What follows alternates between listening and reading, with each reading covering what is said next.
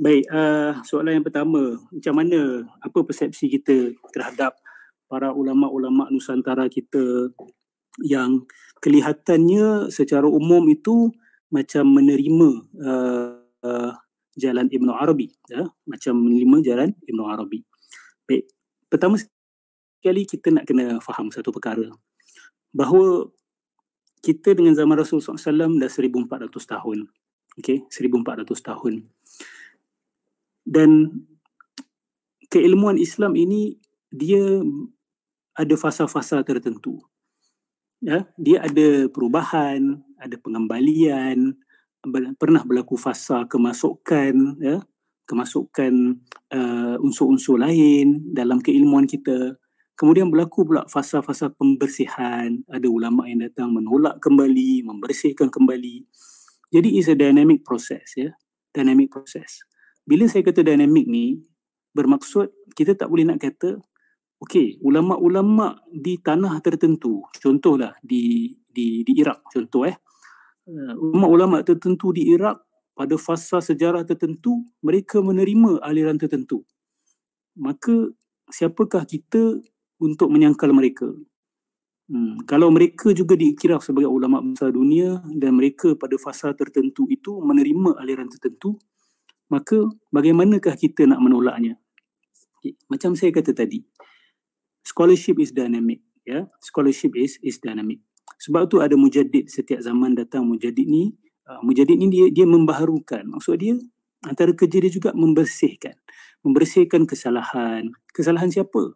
Sudah tentu yang salah tu antaranya juga adalah kesalahan ulama yang kita tak dapat nafikan. Ulama juga manusia, kan? Ulama juga dalam menulis ada buat kesilapan. Datang pula ulama yang datang selepas tu membersihkan. Dan ulama yang membersihkan tu juga mesti ada kesilapan yang dia buat sebab dia manusia.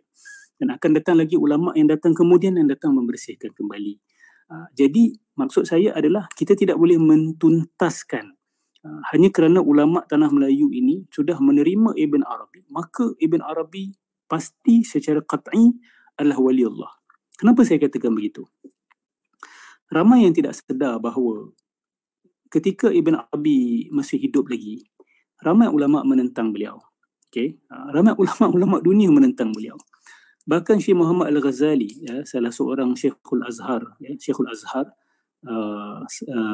tak lamalah, beberapa dekat yang lalu, dia mendakwa bahawa ulama-ulama pada zaman itu, pada zaman Ibn Arabi, ketika Ibn Arabi berada di Mesir, berusaha untuk memenjarakan Ibn Arabi kerana ajaran-ajaran sesat yang dibawa. Kerana ajaran-ajaran sesat yang dia bawa. Itu ulama-ulama Al-Azhar tu. Yang antaranya orang-orang seperti Ibn Khaldun, kan? Ibn Khaldun juga, ini ulama yang tak jauh zaman lah dengan Ibn Arabi, yang mengatakan bahawa kitab-kitab Ibn Arabi harus dibakar, dan kalau tak ada api harus dilarutkan dalam air. Dan Ibn Khaldun juga menuduh Ibn Arabi sebagai tukang sihir dan sebagainya. Ini ulama-ulama kelas dunia. Dan saya yakin ulama-ulama di Nusantara ini hebat-hebat, tetapi kalau level-level Ibn Khaldun tu saya rasa tak ada kot. Ataupun level-level seperti At-Taftazani, contoh Sa'aduddin At-Taftazani, saya rasa tak ada kot. Ataupun selevel Abduddin Al-Iji, ya, guru kepada Taftazani. Ini semua ulama-ulama besar Asy'ariyah yang mengkritik keras Ibn Arabi, yang mengkritik keras sangat ke atas Ibn Arabi ini. Jadi kalau kita nak gunakan ulama, contoh ulama ni sokong Ibn Arabi, ulama tu anti Ibn Arabi. Kalau kita nak kata ulama ni kata, ulama tu kata, kan, dan kita sendiri tak nak buat kajian, kita tak nak buat perbandingan, ataupun kita takut nak dengar kontra punya pendirian, kita hanya nak dengar pro punya pendirian. Atau kita balik, kita hanya nak dengar kontra punya pendirian, tak nak dengar anti punya pendirian. Pro punya pendirian. Itu pun tidak adil. Jadi kita harus dengar kedua-dua pendirian. Dan bila dah dengar kedua-dua pendirian ni, sampai satu masa kita nak kena ambil pendirian kita sendiri. Kan? Kita nak kena ambil pendirian kita sendiri. Khususnya kalau kita ni dikelilingi oleh golongan sufi yang mengiktiraf Ibn Arabi, kan? Kalau kita sendiri ada dalam tarikat-tarikat tertentu, kita nak kena ambil pendirian. Kita tak boleh kata, oh saya tawakuf. Kita tahu saya tawakuf. Contoh, baru-baru ni berlaku kecoh berkenaan dengan Qul Huwallahu Ahad. Kan? Ada yang mendakwa bahawa huwa di situ boleh merujuk kepada hakikat Muhammadiyah. Sedangkan ayat itu jelas. Ayat itu jelas zaman Nabi, zaman salafus soleh. Bahkan 99.99% ulama seluruh dunia ini menafsirkan huwa itu sebagai merujuk kepada Allah. Tetapi ada orang seperti Al-Jili dan sebahagian ustaz-ustaz kita dekat Malaysia ini yang mendakwa bahawa huwa itu boleh merujuk kepada hakikat Muhammadiyah. Dan kita lihat tafsiran-tafsiran Ibn Arabi kepada Al-Quran. Contoh, kan, dia mendakwa bahawa semua kaum-kaum yang Allah laknat dalam Quran ni diselamatkan. Dia kata mereka ni semua ahli-ahli makrifat.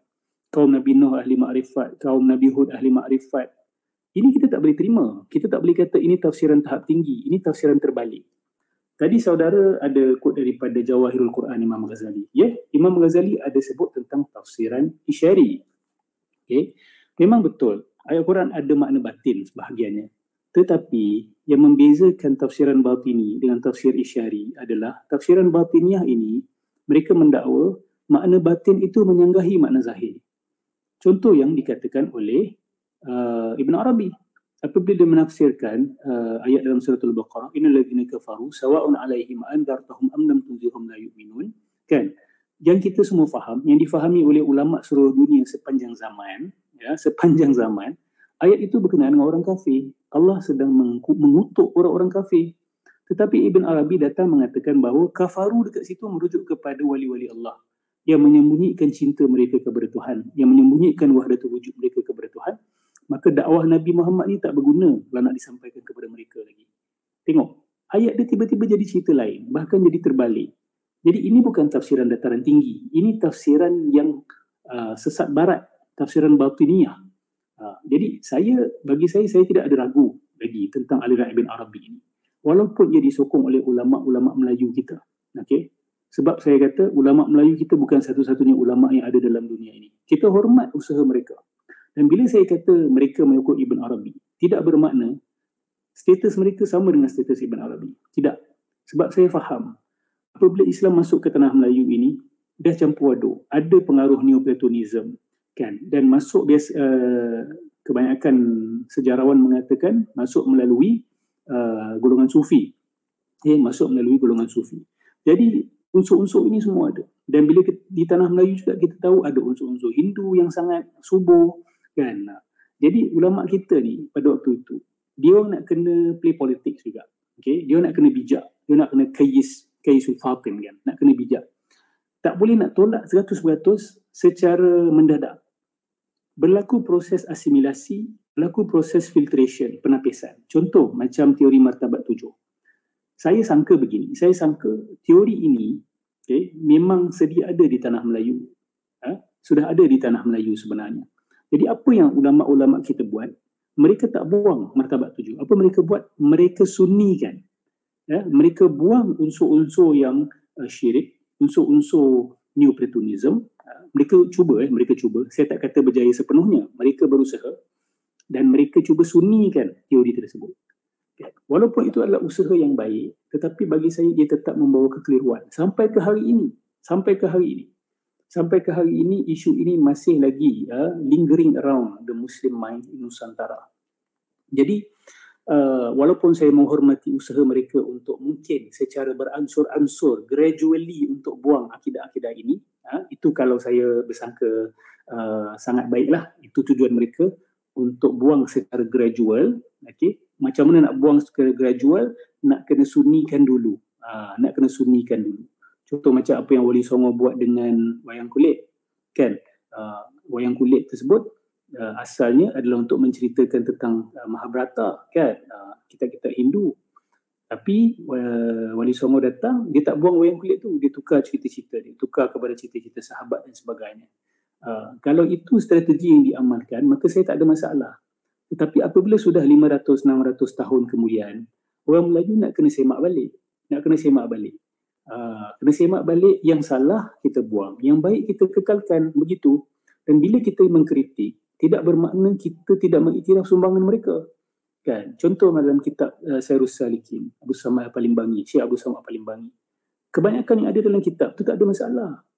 Kita sanjung, tetapi terdapat elemen-elemen yang dimasukkan oleh Syekh Abu Samad Al-Palimbangi yang tidak dikatakan oleh Imam Ghazali pun. Sedangkan dia mendakwa bahawa kitab itu adalah terjemahan kepada kitab Ihya. Sedangkan ada yang dia masukkan yang Imam Ghazali tidak cakap. Jadi bab tu kita kena tolak lah. Bagi saya kita kena tolak. Tapi bahagian lain dalam kitab tu kita iktiraf, kita terima. Sumbangan Abdul Rauf Singkel, kan, Syekh Nuruddin Ar-Raniri, kita tak boleh nak tolak semua. Kebanyakan yang mereka bawa baik. Tapi ada elemen-elemen tertentu yang kita kena kaji balik. Kita kena relook. Saya tak kata buang, saya kata relook at what they are saying. Hamzah Fansuri, periksa balik. Tak adil untuk kita kata, oh mereka ni semua tak boleh diperiksa balik. Tak adil, bagi saya itu tidak adil. Sedangkan mereka juga adalah manusia dan pada zaman mereka juga mereka dikritik oleh ulama-ulama lain. Dan kekalnya nama mereka sehingga ke hari ini tidak bermakna mereka berada pada jalan yang paling betul. Kan? Tak semestinya. Contoh, Ibn Arabi punya nama pun masih harum hari ini. Tapi dalam masa yang sama, nama-nama ulama kalam Asy'ariyah pun masih harum lagi. Kan? Jadi kalau kita nak kata, oh ulama-ulama ini diiktiraf dunia, macam mana pula dengan ulama lain yang diiktiraf dunia juga, yang menyanggahi ulama-ulama lain yang diiktiraf oleh dunia. Kan? Sebab tu kita tak boleh nak guna kalam ulama ke atas kalam ulama. Kita paling tidak dalam isu Ibn Arabi ni, sebab dia berkait dengan akidah, dia berkait dengan tasawuf. Setiap yang melalui jalan tasawuf ni nak kena ada stand yang jelas. Dia tak boleh nak tawakufkan tentang Ibn Arabi ni. Ini saya serahkan kepada kajian masing-masing. Dengar hujahan kedua-dua belah pihak. Dengar hujahan kedua-dua belah pihak. Baik, saya rasa cukup jawapan saya begitu. Terima kasih.